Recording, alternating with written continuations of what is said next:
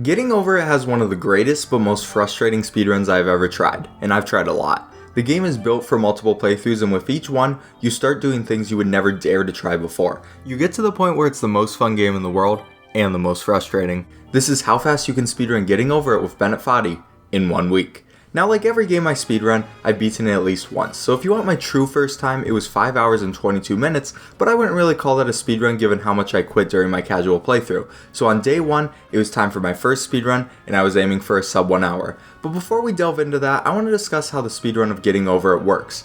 Now, most games, say Mario Odyssey, have a specific route that you need to take, and it is the fastest. You learn the route, learn any tricks, and grind out any parts you have trouble with. Getting Over It is different. Your speedrun route is the exact same as your casual playthrough, with a little bit of differences. It's a simple, predefined path that you need to play over and over again to get good at. Actually, when I did my casual playthrough, as I was playing it to eventually speedrun, this was nice. Whenever I fell, it didn't really bother me because it was just practice for my first run. Therefore, it just made sense to keep doing more and more runs, getting better at the game's mechanics, rather than trying to learn the advanced tricks. Now let's go into my first run and how runs generally go.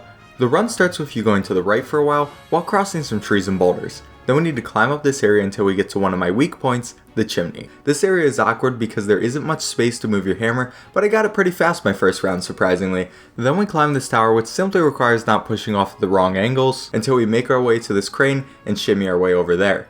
Here we can do one of the most useful skips of the run, slide skip. You have to pull up here to reach this area, which skips a good amount of time, but it's hard and I skipped it for now. Dang it, Reese's. Now because we aren't skipping this part, we go to the left, up this assortment of objects, back to the right, and then up this other assortment of objects. This area made me mess up over and over in my run, but it's definitely something you get a lot more comfortable with as you speedrun it more.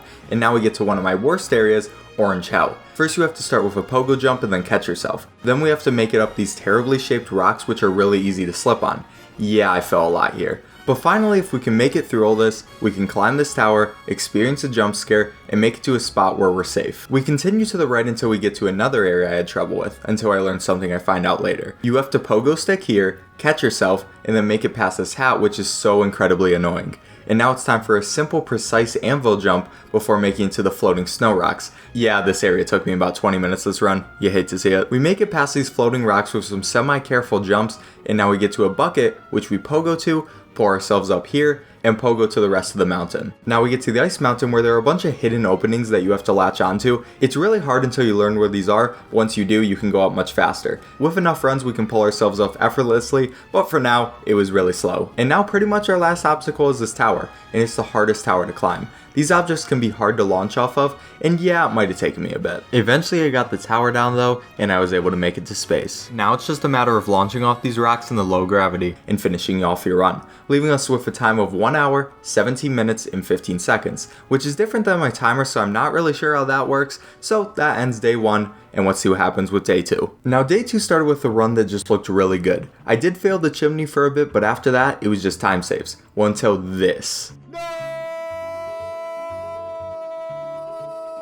Just how did I even do that? But we made it back and finished a lot of hard areas within a few tries. Hat jump, anvil jump, bucket jump, and even the ice mountain all happened fairly quickly. But then the tower took 12 hecking minutes. Wow. We were still able to finally get our sub 1 hour though, with a 38:38. Day 2 also had another run where I literally spent 25 minutes trying to get the hat jump to no avail. This was okay though because during this time a viewer told me a trick where you can turn on trackpad tuning, which turns off mouse acceleration and lets you move your hammer fast. This is really weird to get used to and took more than just day 2 to do so, but it helps so much with almost everything in the game once you are used to it. Anyways though, I gave up on hat jump for this run and decided to do another run to get used to my new settings. This run went okay, but it died in this area when I fell after finally getting hat jump because I wasn't good enough with my new controls yet, so that's the unfortunate note where we leave day 2. On day 3 I decided to play offline and without splits. I just wanted some nice practice and improvement, and the ability to get tilted and quit if I ever need to. Now things were going well for one of these practice runs until I fell on orange jump. Doing this helped me realize some improvement I've been making though, because when I went off this furniture, I was doing well in using all the furniture to my advantage to be fast. In the past I would need to be really slow and I was just scared of this section in general. This just shows how naturally you improve without even noticing it. But anyways, I kept going and failed hat jump for a while, did anvil jump fast, did bucket jump fast,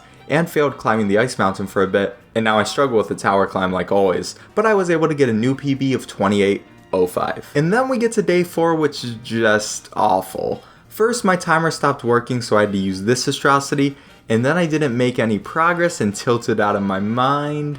Let's go to day 5. And day 5 was the complete opposite of day 4. I mean, we still had this terrible piece of, but we got runs. Now, we had some parts of the runs that went slow, and you really hate to see that, but going slow resulted in me not losing a ton of progress, and that was a trade-off I was okay with. I became increasingly good at spots like this, which I'm really happy about. I also learned a new strat for these floating boulders, which is to windmill, windmill, pogo stick, windmill. This is much faster than using pogo stick jumps through all the boulders, but I still need to pogo for the third one because I just can't seem to get it using a windmill. At this point, I also pretty much memorized the notches in the ice mountain, and I was able to go much faster in general. This felt especially great. Finally, we got to the tower, which I completed first try for the first time ever, and I ended the run with a 15:20. It felt good. I tried to continue with another run, but experienced a lot of trouble with the chimney, which continued until day 7. Then, when I almost completed a run that had the potential to PB, I choked to the final tower for 5 minutes. Yeah, that's the end of day 5. Day 6 was another day off stream, and it kinda showed the downfall of my mentality. Now, I was able to figure out my problems with the hat jump in that my hand would hold my mouse at an angle and I needed to hold it straight. Fixing that caused it to be a lot more consistent. But then, because that was my last really hard part for the late game of the run, I started resetting a lot more, especially because my PB was a 15-minute one now. If I could redo this day, I'd probably do a lot more of no reset runs, but what you gonna do? So my main reset point now was the orange jump, which no matter how hard I tried, I just kept failing. I think this was all in my head, especially since I figured out the solution the next day, but it ruined a lot of runs that day. Even so, when I was able to get a run going, I got everything else I needed and obtained a 12:32 for day 6. I did try more runs throughout the day that I just couldn't seem to get going, and tried to get better at the slide skip jumps since I couldn't get used to it consistently, but both of those things didn't work out. Now we're finally on day 7, and again, it was off stream. Usually I like to do at least day 1 and day 7 on stream, but I just couldn't do it that day. But honestly, I liked it better that way. Getting Over is the only game I'd rather not stream while speedrunning because it allows me to tilt and stop playing for a while. I definitely prefer being able to take breaks with this game because sometimes it just hurts. Anyway, I had a lot of really bad runs that day. I kept dying to this terrible orange jump and was struggling with the chimney a lot until I learned 2 things. I learned how to reset myself on the chimney much faster using the left wall. This helps because trying to do it this way is usually slow and annoying. Then I figured out how to fix my problems with the orange jump. I was always pushing in a slight angle or I was too far right on the grill.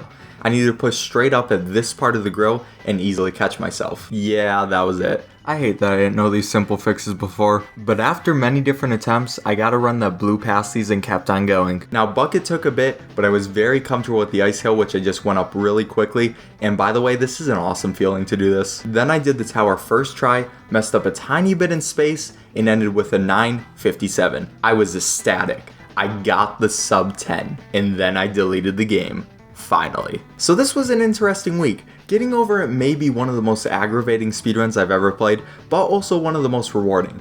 Every time you do a different run of this, you get a lot better at controlling the hammer, and you're able to naturally do different things that you never thought of before. You instinctively get better and are able to change your time from this into this. But yeah, I don't recommend speedrunning this game. I do recommend playing it multiple times because it feels really good to get better each time, but speedrunning it is hell. But that's just me and my preferences. Anyways, only about 15% of you guys are subscribed, so please do me a favor and subscribe now for more content like this. Also leave a like and check out my Twitch if you want to see these runs live.